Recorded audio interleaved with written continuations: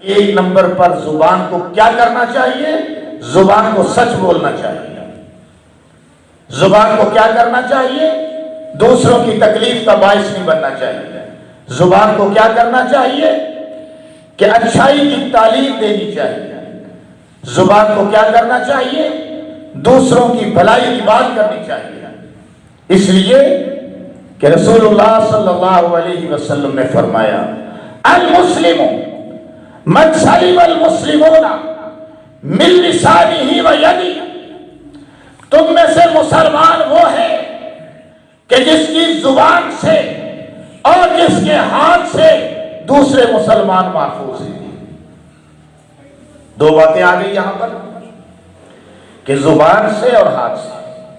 پہلے صرف زبان کی بات تھی، اب ہاتھ کی بھی بات آ گئی ہے کہ حقیقت میں مسلمان وہی، مسلمان کہلانے کا حق وہی رکھتا ہے، حقدار وہ ہے مسلمان کہلانے کا کہ جس کی زبان سے دوسرے مسلمان محفوظ ہیں، جس کے ہاتھ سے دوسرے مسلمان محفوظ ہیں۔ زبان سے کس طرح محفوظ ہیں کہ زبان سے جھوٹ بول کر معاشرے میں فساد کا ذریعہ نہیں بنتا، وہ مسلمان ہے۔ دوسروں کی غیبت کر کے فساد کا ذریعہ نہیں بنتا، وہ مسلمان ہے۔ دوسرے کی چغلی اٹھا کر فساد کا ذریعہ نہیں بنتا، وہ مسلمان ہے۔ دوسرے پر بہتان لگا کر فساد کا ذریعہ نہیں بنتا، وہ مسلمان ہے۔ دوسروں پہ الزام لگا کر فساد کا ذریعہ نہیں بنتا، وہ مسلمان ہے۔ دوسرے کو گالی گلوچ کر کے فساد کا ذریعہ نہیں بنتا، وہ مسلمان ہے۔ دوسرے کو برا بھلا کہہ کر فساد کا ذریعہ نہیں بنتا، وہ مسلمان ہے۔ گھروں کے اندر اسی زبان کے ذریعے سے لڑائی ڈلوا کر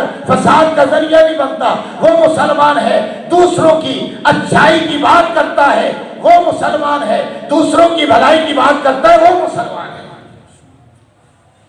المسلم من سلم المسلمون، مسلمان وہ ہے کہ جس سے محفوظ رہتے ہیں دوسرے مسلمان، من لسانہ، اس کی زبان سے، و یدہ، اس کے ہاتھوں سے۔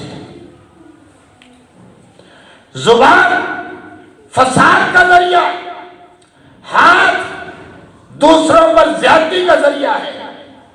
ہاتھ اٹھے، کسی کو مارا، تکلیف پہنچائی، ہاتھوں نے عمل کیا، کسی کا مال چھینا، ہاتھوں نے عمل کیا، کسی کو بے عزت کیا، ہاتھوں نے عمل کیا، چوری کی، ہاتھوں نے عمل کیا، ڈاکہ ڈالا، ہاتھوں نے عمل کیا، قتل کیا، ہاتھوں نے عمل کیا، کسی کے نقصان کا ذریعہ بنا۔